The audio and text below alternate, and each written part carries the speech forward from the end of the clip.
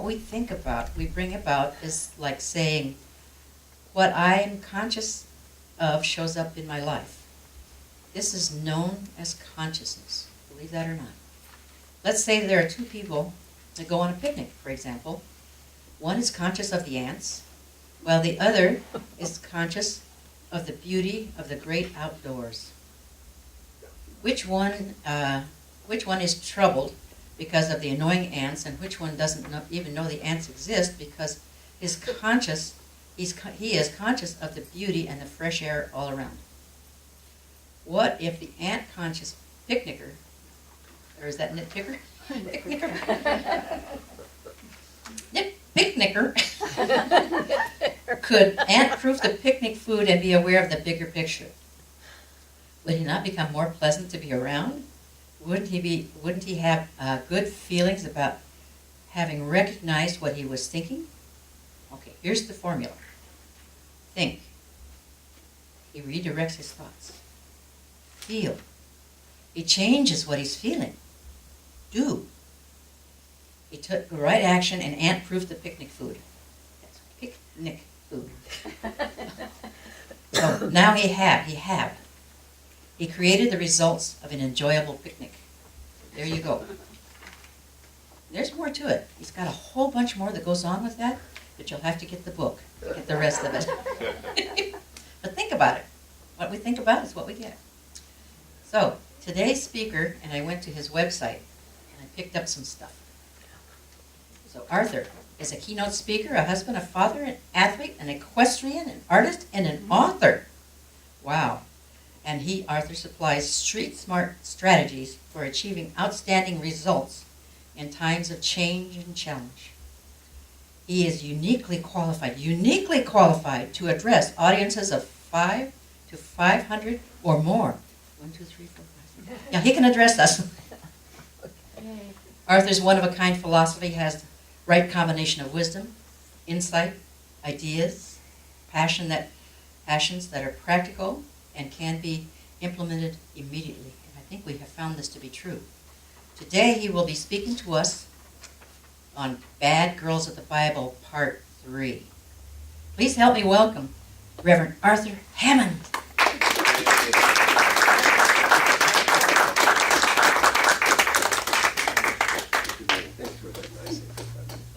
Right.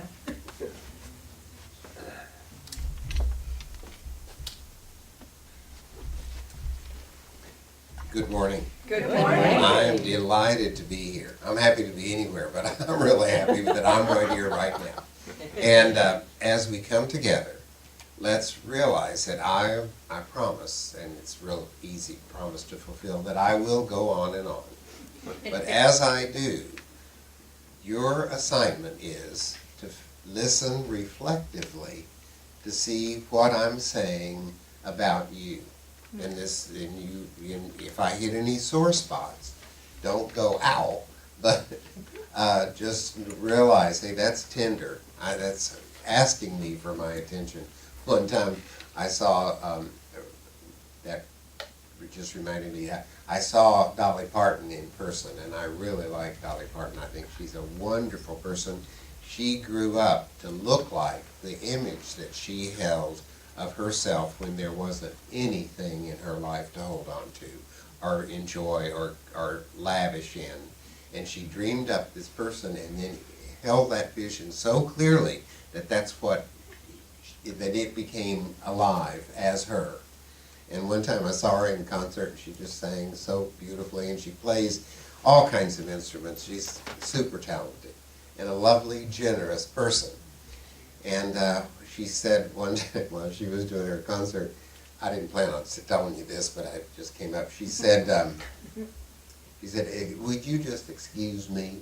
She said, I have a hair here, and it's driving me crazy. And she said, I brushed it out, and so I'm just, boom, going to pull it out. She said, now don't worry, that didn't hurt me a bit.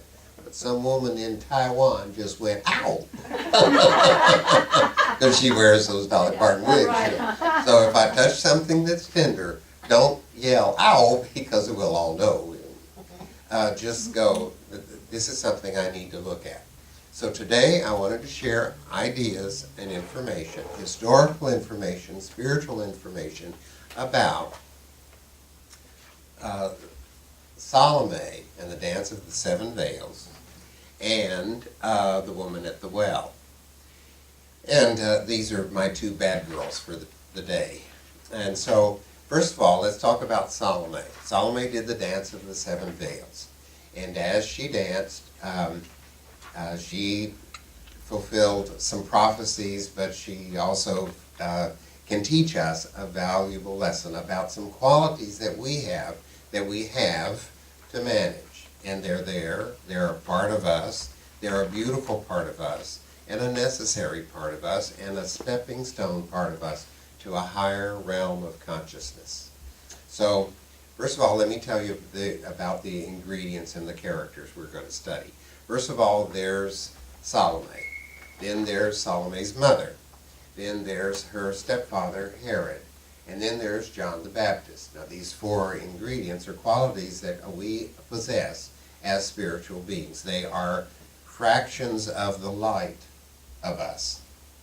So, looking at these qualities and what they represent. First of all, Salome represents the immature, motivated by ego, a love to dance, kind of a undeveloped spiritual, undeveloped phase of spirit. Her mother is the senior part of those qualities.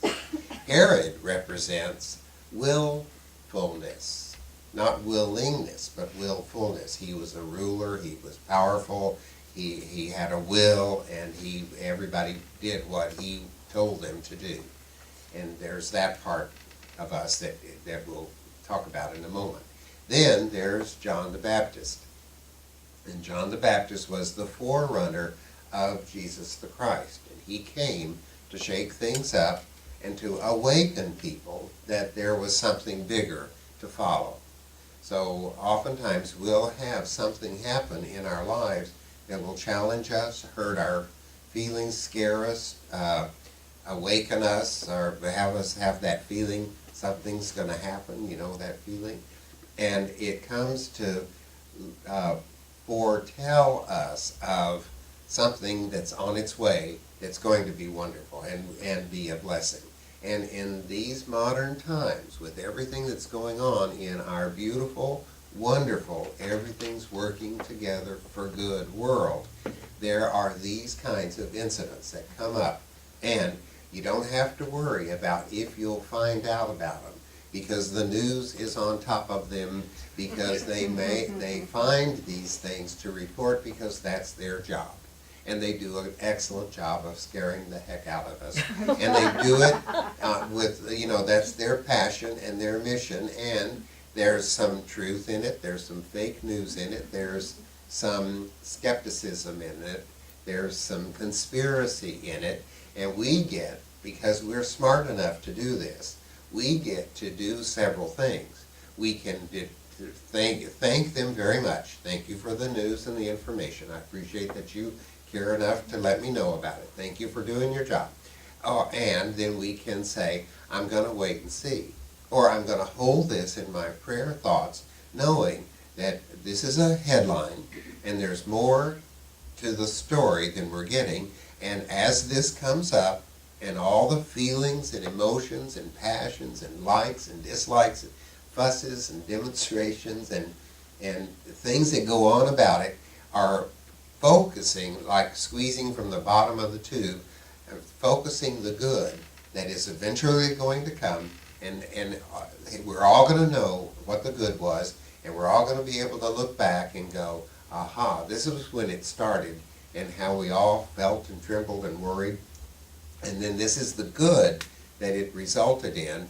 And, because we prayed about it, because of our individual belief system that everything works together for good, we can see the good, and we give thanks for the rocky start we had and the glorious finish. So that's kind of how John the Baptist operated. He came to scare intimidate and also inspire.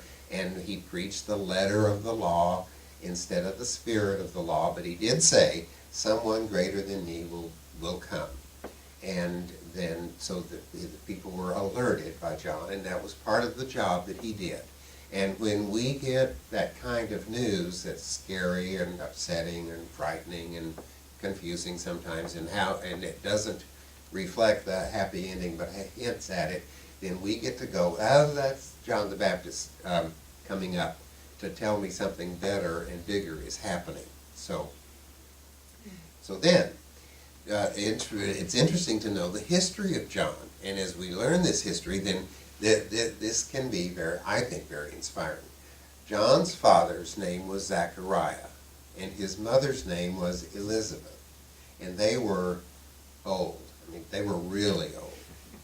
And an angel appeared to them one day, and I think they were probably sitting on the front porch in their swing, and they were just sitting there, and here came the angel, and Zachariah said to Elizabeth, "Do you see what I see as an angel?" And the angel said, "Yes." And they said, "Well, where'd you come from?" And the angel said, "God sent me, and God told me to tell you some very good news, some delightful, wonderful news." And they said, "Okay, what's that?" And the angel said, "Well, you're going to have a baby." And Zachariah said, "Get out of here. She's so old, I'm so old. How in the world would we ever have a baby?" And the angel said, "God wants you to have a baby, and he's placed the baby inside of you already, and it's ready. In time it will come." And so all of a sudden, everybody's looking at Elizabeth at the market and at the well, and they're going, "Is that a baby bump?" And they're going, "Yeah, well." So she had this beautiful child at the very advanced age, and his name, the angel said, "And his name shall be John." So they knew to name him John. So they said, "This is our little baby John." And they loved him and they adored him. They knew that he was special. They told him he was special, and he was raised with a lot of confidence and love and guardianship and care by these two very mature, loving, wise parents. And I don't know if you were fortunate enough or not to have someone around you that said you were special, and they couldn't wait for you to get here, and that you were loved and that you were a child of love and all that. I don't know if you had that. A lot of us didn't, because our parents didn't know to do that. They didn't know how, and no one had told them that they were special. So they did the best they could.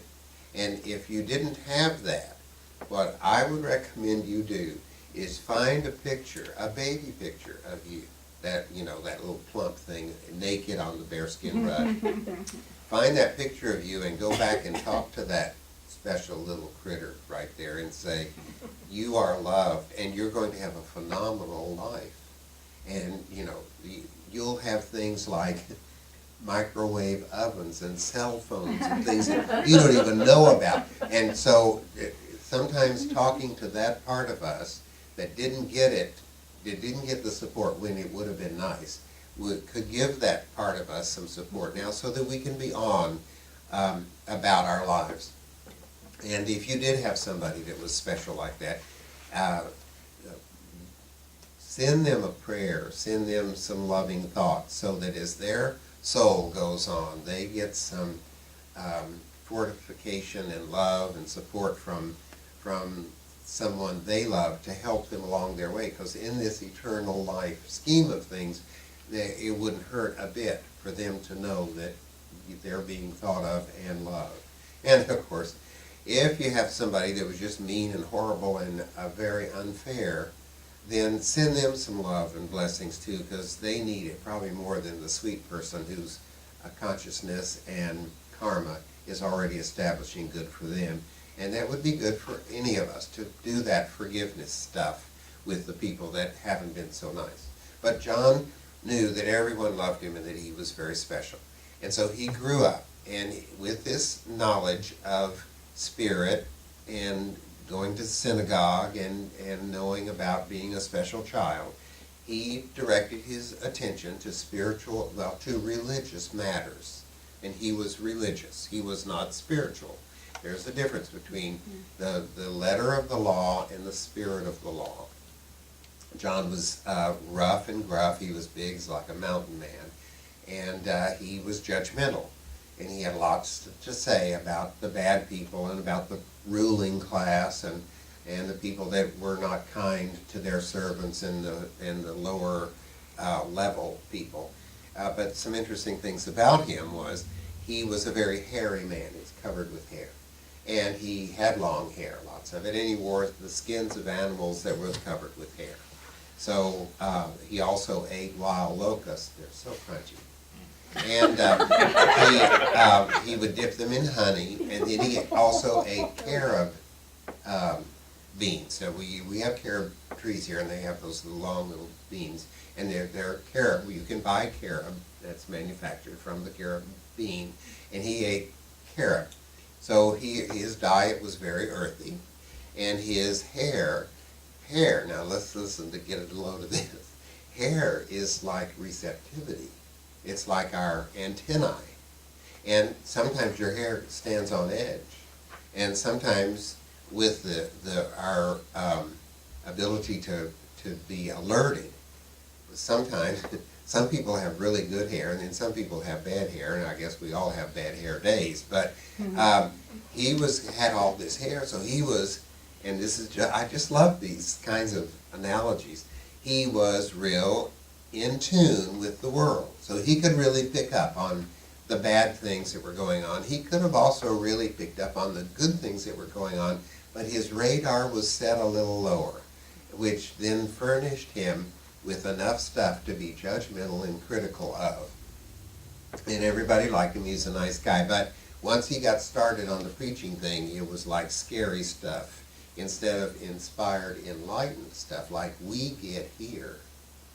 That's why we have to be here every time we can, to support each other, to load up on the news and information so that when we leave this place, we're still in touch with each other and we have a stream of consciousness that goes out that finds the good that we found here, that reflects the good that we found here, and that manifests the good that we are enlightened, illumined here to believe there is out there.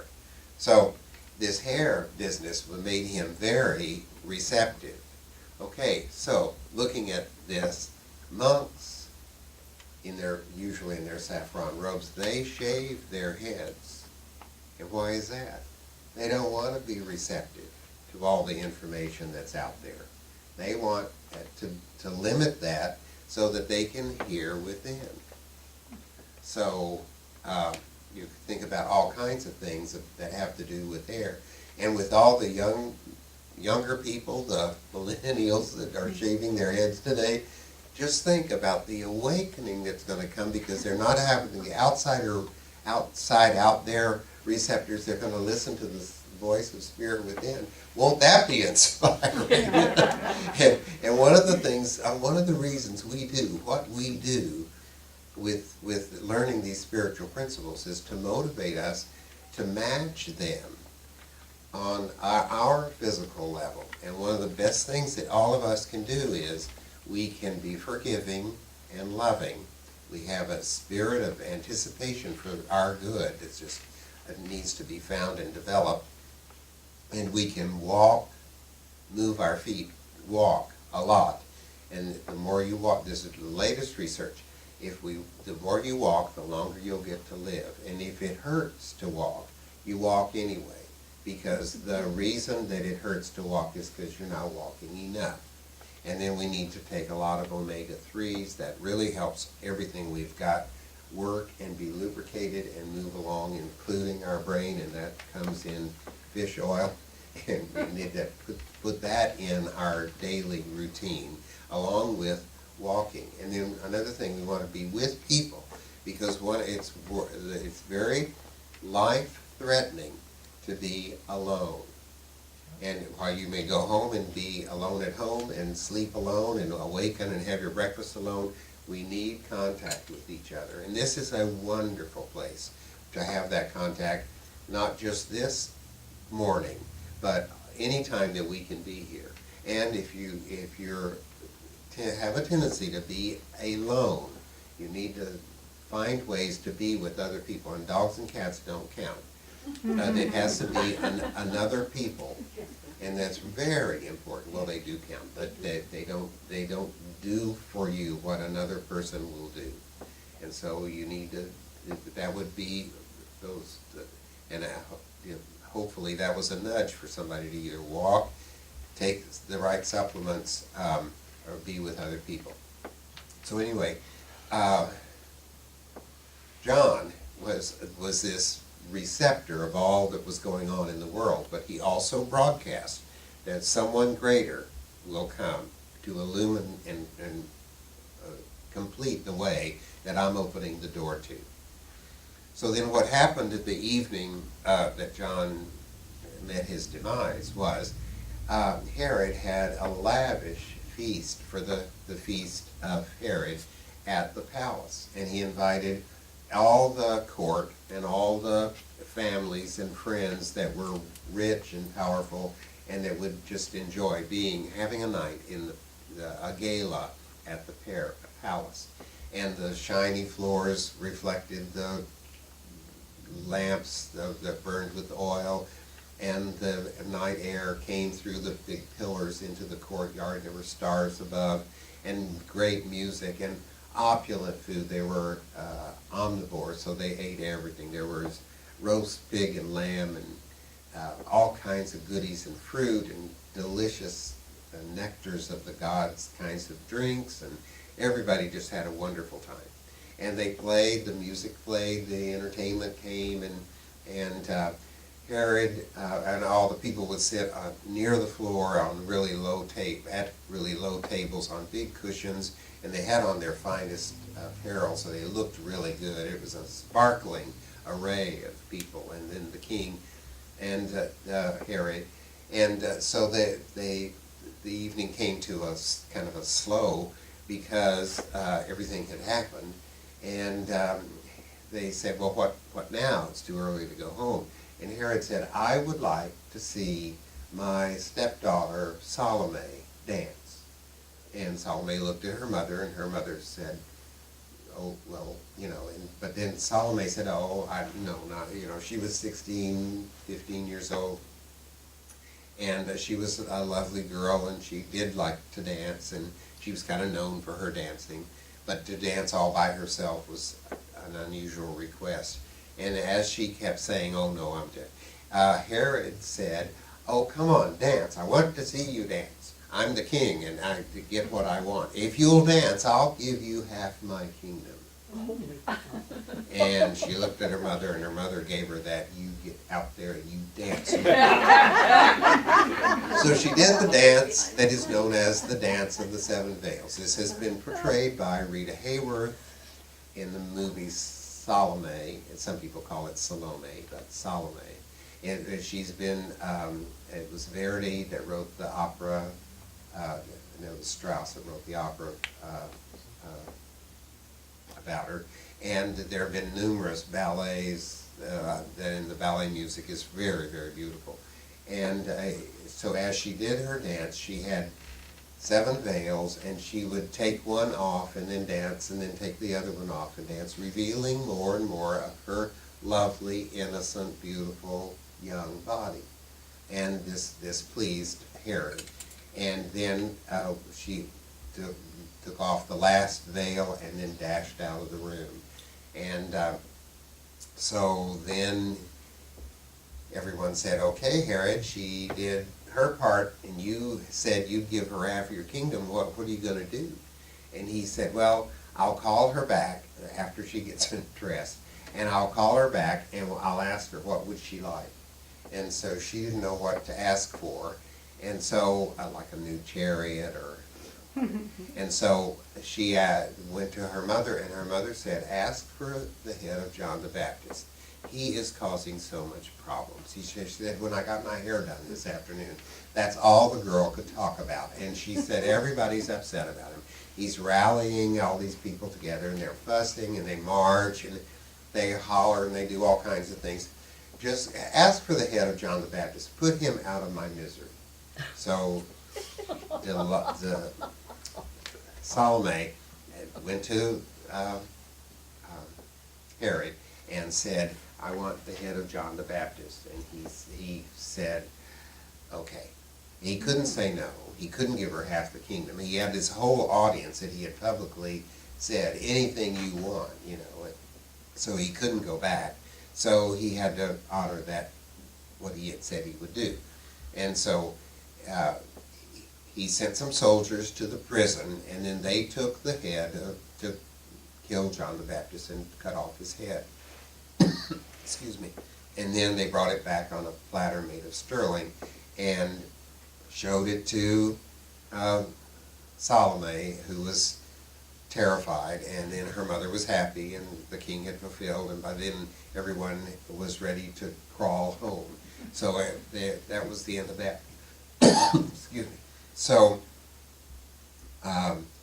what this all represents is that, and these qualities are within each of us, and they need to be managed, and they need to be loved and understood, and we need to have them in controlled by our understanding, and be willing to let them be where they are, but let them also remind us of higher qualities that we also express that need to be highlighted, while these need to be low-lighted. Excuse me.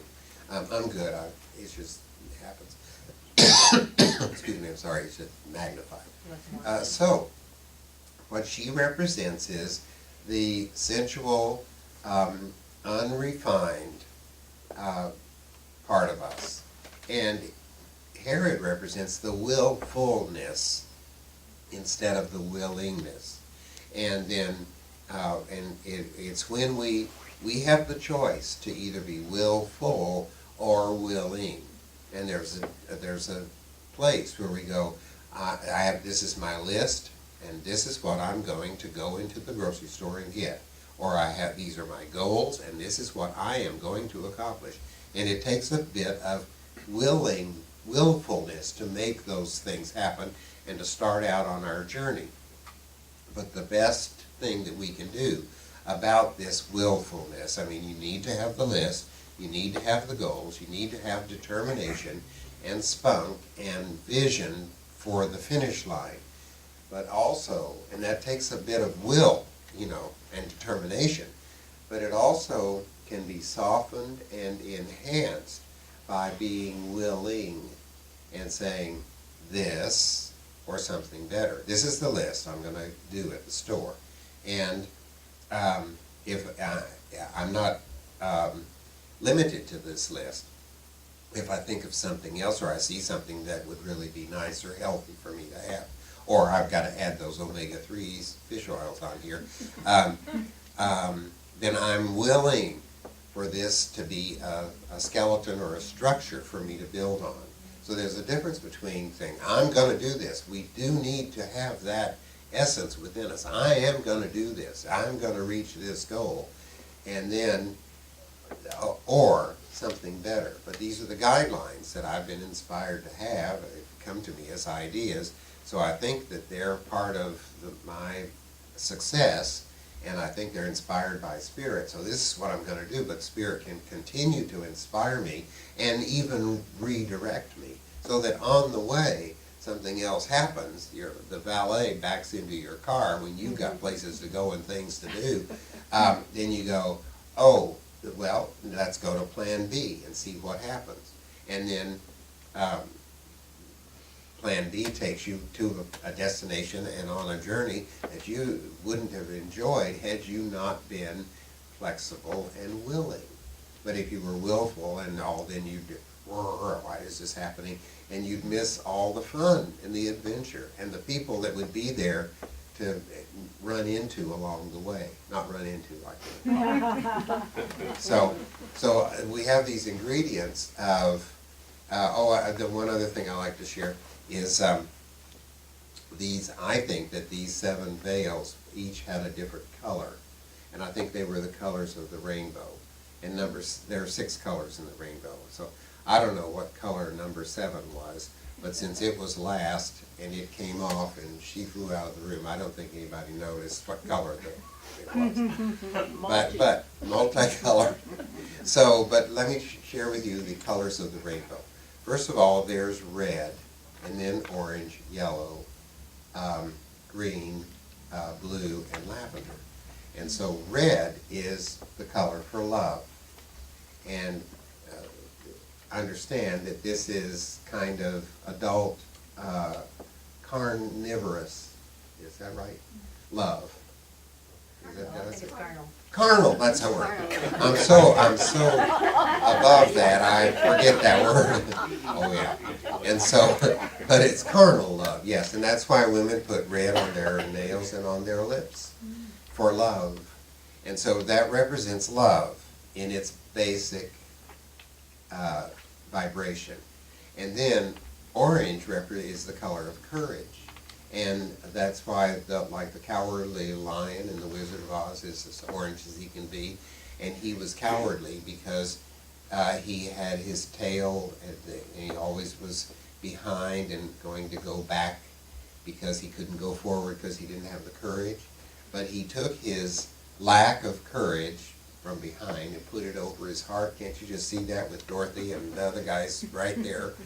And he put his tail over his courage over his heart, and that gave him the kind of courage that he needed. So orange is the color of courage, yellow is the color of illumination, and then green is the color of growth. People think that green is the color of money.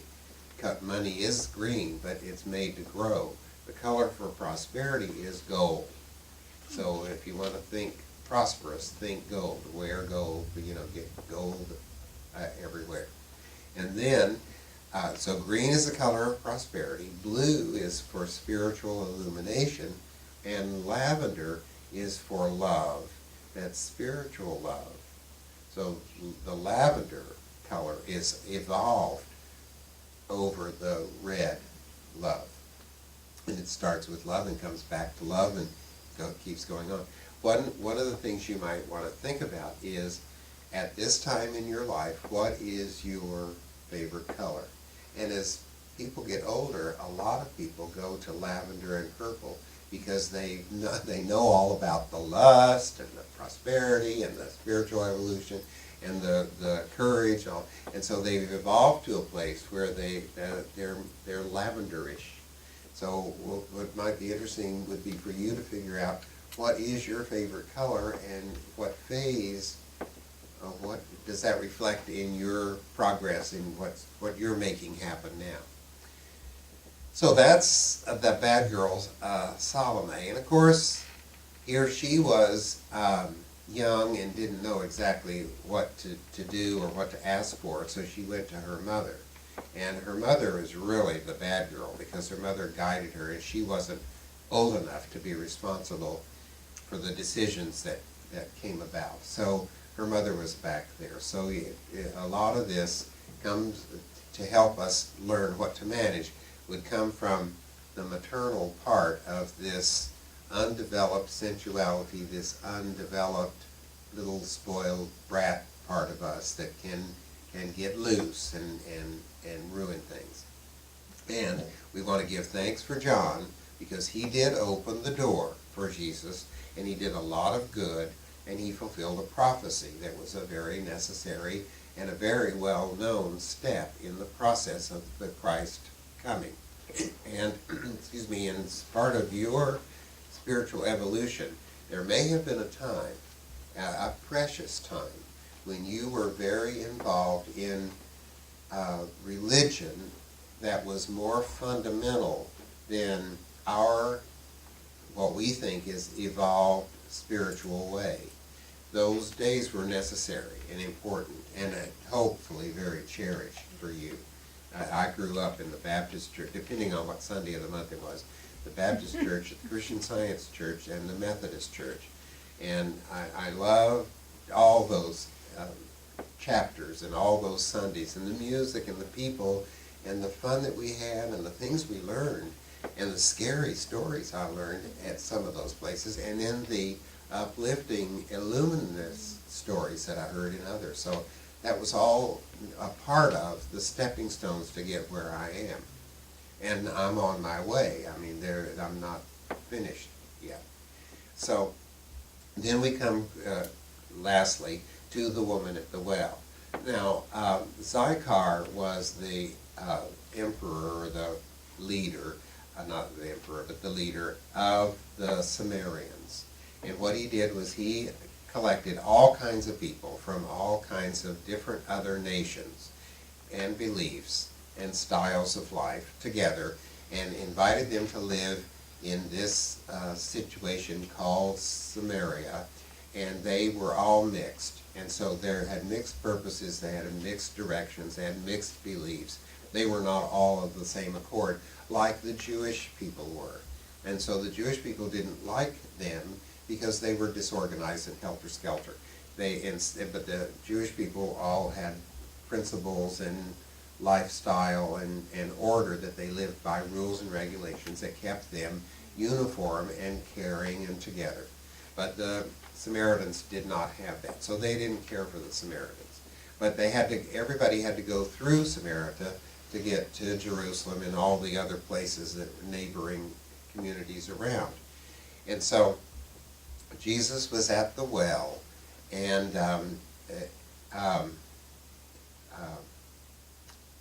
it was the well of Zychar, but the guy that founded it, I'll think of his name in a minute, Sagon. He was Sagon the Second, and he founded this community in 722 BC. And so all these people had been there, and they had this reputation, and that's why it was hard to love them and forgive them. That's why Jesus spoke about the Good Samaritan, so that people could have an understanding of that. And so, and how they were different people, but they still needed to be loved and accepted. And so Jesus said, I'm going to stay here at the well of Zychar, and you 12 go in and gather food and come back, and then we'll go through and get on to Jerusalem. So while he was sitting there in the heat of the day at noon, a woman came, and she had a jug that she was going to gather, put down into the well, and draw up water, and go back home and have water for the day and the evening, and bathing and cooking and everything until the next day. And by seeing her come at the middle of the day, he knew what was going on. If she had been in the in-group, she would have been there in the morning with all the other ladies who were drawing their water in the cool of the day.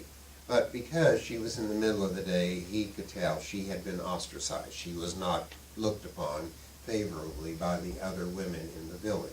So she had to come and settle for whatever water was left and whatever condition it was in, with all these buckets going down and back and forth. And and this probably, and in the heat of the day, it was inconvenient. She was probably a little irritated that she was being punished like this because of something that she did or something that they had heard about her for some reason. And so Jesus spoke to her. That probably said, good afternoon. And she goes, oh boy, I can tell you're Jewish. You can tell I'm Samaritan. We're not supposed to even talk to each other, and you say good morning or good afternoon. And they didn't start off in a real good way. So, but then he said, would you give me a drink of water? And she said, you don't even have a cup. And it was like, duh, I guess I don't have a cup, but you have the vessel. You could reach down and give me some water and pour it in my hands, and I could drink it. And she said, and who are you? And he said, I have water, but it's living water that if you were to accept from me, then you could have eternal life. And she goes, oh boy, you want me to give you well water, but you're willing to give me some kind of spiritual water? And he said, yes, and if you were to accept this, it would quench your thirst for life. It would empower you with the ability to understand and ask questions and search out answers. You would be empowered, and you would have the answers that you need for life and your circumstances, and you'd also maybe develop the ability to be the kind of person, citizen in your village that you wouldn't be ostracized by all the others, because you'd correct your bad behavior, or you'd demonstrate such behavior that would be overpowering whatever they're saying about you that isn't true. So if you were to be aware of this, then you would have living water. And she said, well, when I hear that, she said, one is coming who is going to illuminate us. And maybe she had heard about this from John the Baptist. But she said, one is coming who's going to illuminate us all. And when that one comes, and he knows what he's talking about, I'll listen to him, and I'll do what he says. And Jesus said, and this is the first time this is recorded in the Bible, Jesus said, I that speak unto thee am he. In other words, he said, I am the Christ, and I have this living water, and if you would accept that you could have the living water within you also, and let that be the beginning of this wellspring of inspiration and love and ideas and everything, then, if you could get that, then it would be yours. And that was the first time that he, as far as the scriptures report, tell us that he said, I am the Christ. And then what's so beautiful about this, it took a bad girl, it took a bad situation, a little hostility, a little stinginess, a little, oh, who do you think you are-ness, that to present, well, I am the Christ. And I have this living awareness, and I want to share it with you, and I want to express it through the way I do what I do. And I think what happened was, I think that transformed her awareness. I think she really did realize he was telling her the truth about himself and about herself, and I think that she could not see herself any differently anymore, and I think she went back and made things happen in her life, in her village, with the man she had, or the kids she had, or whatever, and the difference, the light shone through and changed everything for her, just like it's intended to do, and just like it has done for you and me countless times. So, the part of this story is, when was the first time that you said that you knew, and that it hit you, I am the Christ? When was that for you? Where were you? What you know where you were when the space shuttle went off and all these other things happened. Where were you when you did that? And when was the last time you said it? Well, we said it this morning. But when was the last time you said it and you owned it? And it is you. It's not about you, it is you. It's the essence of you. So, when you say, I am the Christ, this means that you are the reflection of life, light, love, energy, all circulating and invigorating itself and everything, and all its components and parts, to be a sphere of life and light. And this is the soul of you. And this soul of you came in with lots to share and lots to learn. And when you're finished on this life plane, it will soar off with everything you've accumulated here, all your unfinished work to finish there, and all of the awareness that you've developed here to continue to develop there. It's an ongoing, lovely process. And I like being alive. I like being here. and I like learning and doing everything I can do here, and I want to last as long as I can. That's why I walk and take omega-3s. I actually run a lot too. And I want to be here because I want to see what's going to happen. I want to know what's going to happen with the future of our country, with the rules and the regulations that are in the way right now that everybody's fussing about. I want to see what some of these tattoos look like in 20 years. I want to see what kind of cars we get into that just drive themselves. And I want to know all of that. But if my soul is required of me before all that has developed, I'll take what I have developed, what brought me here, and what I'm working on now, and what needs to be worked on in the future.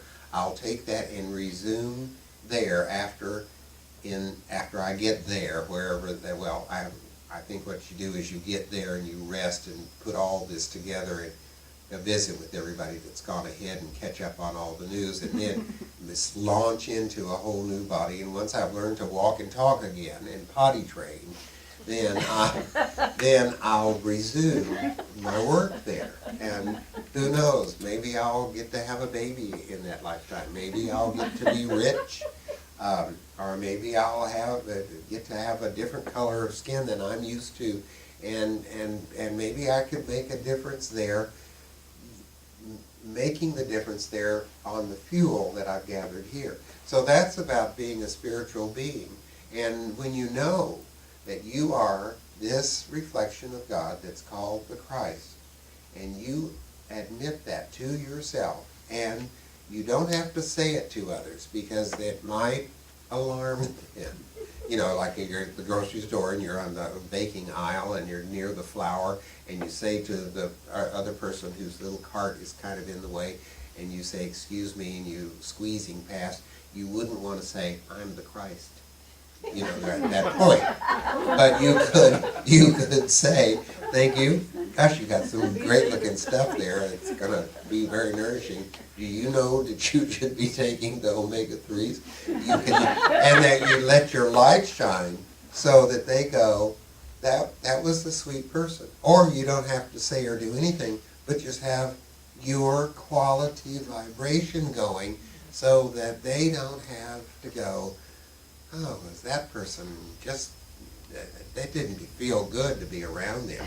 But instead, I feel better about the people I share the planet with, because one of the people I share the planet with just went by, and that was really pleasant. So you could let your light shine, and you can say, "I am the Christ," through your actions, through your love for each other, through your vibration. And as stuff comes up for you that makes you go, "Ow," you know, like Dolly, or it makes you go, "Oh, I just wonder what will they think of next?" Then that's your opportunity to say, "Well, I am the Christ, and I will put the light of my love, intelligence, and being on this to purify it so I can see what's really going on here."